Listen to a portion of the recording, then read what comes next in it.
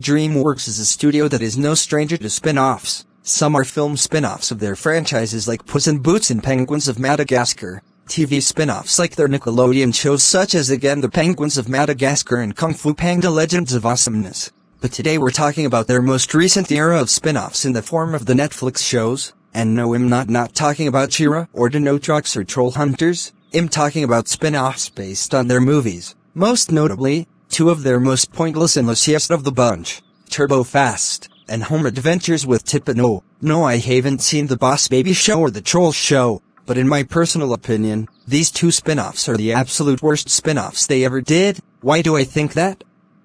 Well, let's talk about DreamWorks' worst spin-offs. Now I'm going to be talking about them one by one, like I did with the open season sequels. Let's start with Turbo Fast. Now the original movie is not great, but it at least had a tolerable enough set of characters that we could spend time with as well as a narrative that was easy to follow. Turbo Fast, on the other hand, is pure annoying insanity. Everything about this show is grating. Now this show is basically your standard formulaic cartoon show. Every episode is their own thing. There is some progression from time to time, like recurring characters and callbacks, but for the most part it's episodic. The only thrill line there is that Turbo learns something new about being a racer and is able to access new abilities.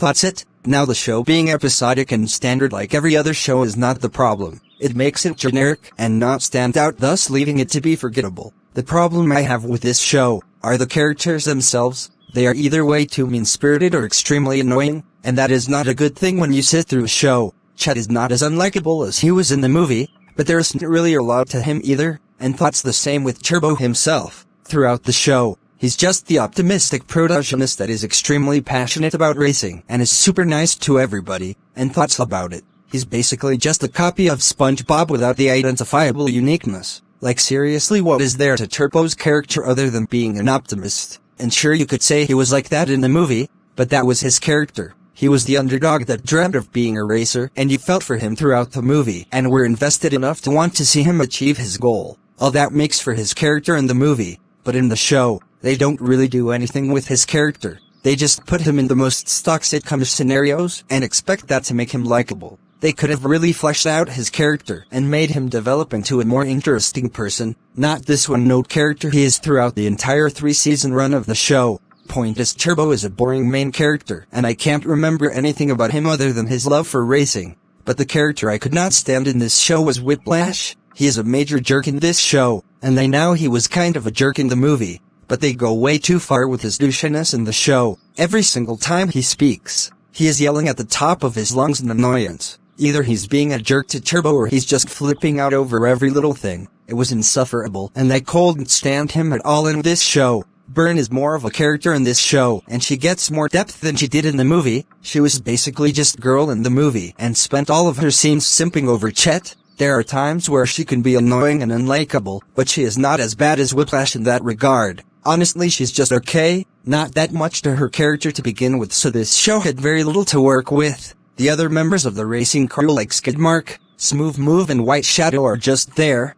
They get episodes in development. But like Bern, there was not much there, so again, there's not much to their character other than their one-note traits. Moving on. There are a couple instances where the human characters like Tito the Taco Man and even the villain from the first movie show up. There was even an episode where he pretended to be reformed and challenged Turbo to a rematch, but instead of a race car he uses a mechanical snail shell to race instead. But besides that, we have a plethora of original characters this show introduces us to. Like in the first episode we meet a reoccurring villain in Hardcase, who is this Diedrich Bader-esque buff bug guy who regularly goes up against Turbo and his friends. He gives off Hopper vibes. There's also Heiaku, an Asian cricket who Turbo falls in love with, but is revealed to be evil and tries many times to kill Turbo. A whole bunch of one-off characters that don't really add much to the story. There's this young fan of Turbo that shows up for a few episodes. Characters they were planning to be regulars like this Mantis Princess Thor, who is again another love interest for Turbo, and they even have an episode where Heiaku and Thor fight over him only to kick him out.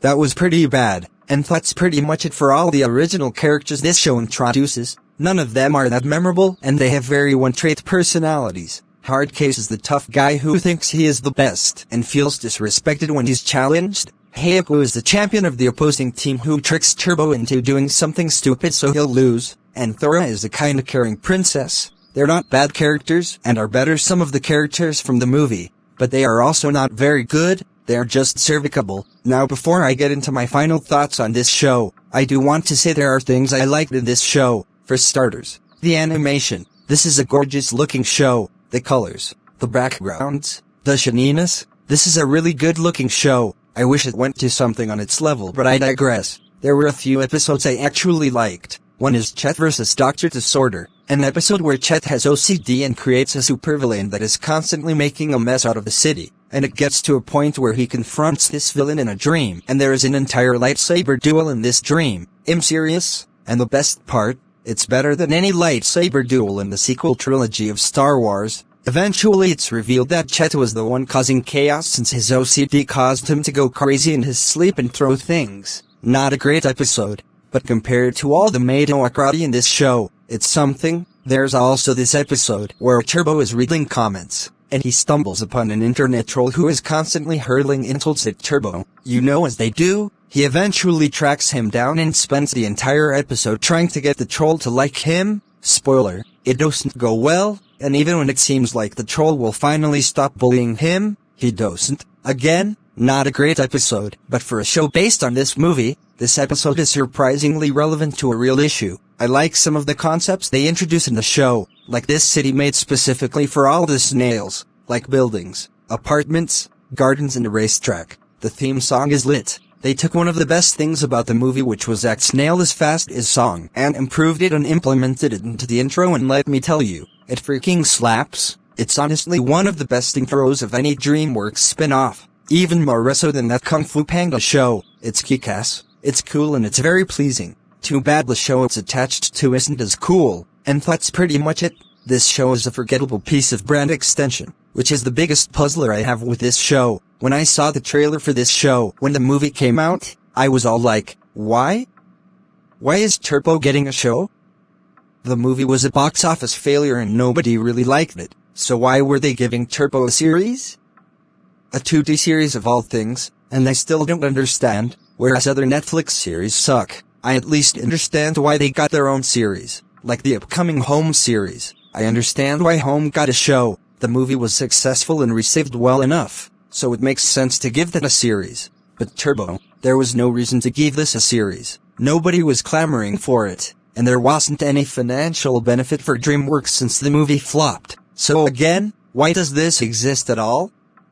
It just seems like a bad decision all around. My only guess is that this show was in production alongside the movie, and they had already signed a deal with Netflix to produce this show before the movie failed at the box office, which is why we got this show at all. But I just don't understand why they decided to go ahead with it at all. I mean, when Treasure Planet failed, they didn't give it a series, and even when Atlantis failed, they straight up cancelled the series and released the episodes as a film. So I just don't understand the thought process DreamWorks had going into this. Did they really think a straight-to-Netflix show was going to change people's minds on the IP? This just feels like a sequel that shouldn't exist and should be like a what-if scenario they release on the bonus features. Like this was our plan but it didn't really pan out. I just don't get it. Especially since they didn't even try to give films that were successes like Shark Tale and Over the Hedge nothing, yet they devoted all their time and attention to a minuscule flop like Turbo that didn't profit them at all. It's just a very confusing and stupid decision in my opinion, and anything that I liked in it was completely botched in the third season, where the stories just got way too outlandish and the characters were at their most insufferable and unlikable there.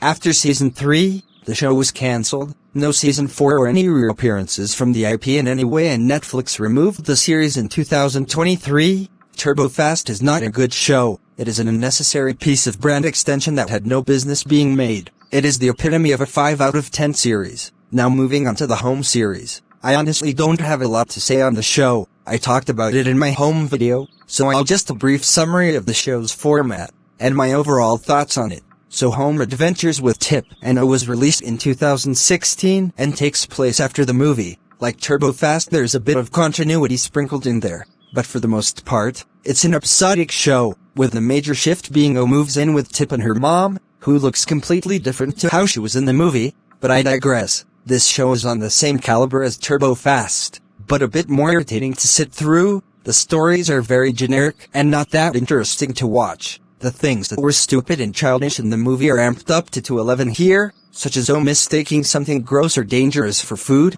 the lame kitty designs of the vehicles and alien tech, and Tip being annoyed at all the time. Tip is actually unlikable in this show. She was a bit mean in the movie, but the writers seem to think that's all there is to her character. Just a brash, rude teenager that lashes out every time she encounters inconvenience. It gets to the point where it's unpleasant. Tip was never a great character, but there was more to her character in the movie. Is even more annoying and dumb than he was in the movie. Again, he was never a great character, but he worked fine for the movie he was in. But his stupidity gets to a ridiculous level in this show. He thinks cat litter is safe and edible in this show. That's how stupid he is. He is more in line with his movie counterpart than Tip is. But that's really not high praise considering his character was a moron there too. The mom is just there. She doesn't really do much in the show. She's there for emotional support and sometimes gets development. But for the most part, she's just a background character. The villain from the movie Smick appears every now and then, except he's now a completely different color than he was in the movie for some reason. They don't ever explain that. He's just an annoyance that occasionally appears in the show and tries to get revenge on the main characters and thoughts about it. The cop from the first film is also just there. He appears every now and then, but beside the first episode, he doesn't really serve much purpose, like Turbo Fast. There are a few original characters that appear in this AHO, like the spoof beauty influencer named Sherzode, reoccurs every now and then and is mainly just a character that is supposed to appeal to transgender people, although I'm not sure they succeeded at that. This bully rival character to Tip Pom Pom, who is just the typical mean girl you've seen in every other movie and show. She's basically Myrtle from Lilo and Stitch. This old guy, like the OG characters, they don't add much and are pretty forgettable and generic. The animation is fine. It's definitely a downgrade from the movie, going for a very Teen Titans Go-esque style. The designs still look like the movie, except for a few characters like Tip. It's just kind of your typical Netflix Cartoon Network animation. The colors are okay and the backgrounds are again okay. Definitely not terrible, but definitely not as good as the movie's animation. The movements are okay, they are able to express well. It's okay animation, not great, not bad, just passable, not much more. The intro for this show is awful. It is annoying and ear-grating to listen to. Tip singing at the top of her lungs basically summarizing the movie, and then it just cuts to the title. Wow, totally worth all the eardrum busting. The show lasted for 4 seasons before it got cancelled. This show had potential to be at least a decent follow-up to the movie, but it really didn't take advantage of it. It mostly ranges from dull, boring to irritating and insufferably immature. I do not recommend it to anybody except those that really like the movie. But otherwise, this show is stupid and annoying, and not in a good way. It makes the movie look like a classic. The stories are generic. The animation is not impressive, and the characters have been exaggerated and made worse than they were in the movie. It lasted for a surprisingly strong run of 4 seasons and ended. I'm honestly surprised this show lasted for as long as it did because it is not good. It's the definition of a bad spin-off. This honestly might be worse than Turbo Fast. It was childish. It was stupid. It was mean-spirited at times. It was dull. It was uninspired. It's everything that a spin-off should not be. It has little to no substance or quality. The movie was nothing special, but it had some quality. This show is lazy trash that should have never been made. I know I'm making it seem like I'm upset, but I'm really not. This show is just that bad and worthless. Overall, guys, these spin-offs are DreamWorks' most pointless and abysmal. These two did not further the story and expand the worlds right. They were filled to the brim with lazy cliché writing and one-note characters that are as lovable as mud. The animation quality is incredibly unbalanced with Turbo Fast. It is truly phenomenal animation that the stories and characters don't match, and the home show has animation that works against it by being too hyper. And I know the movie had a lot of cartoony scenes, but it was still somewhat grounded,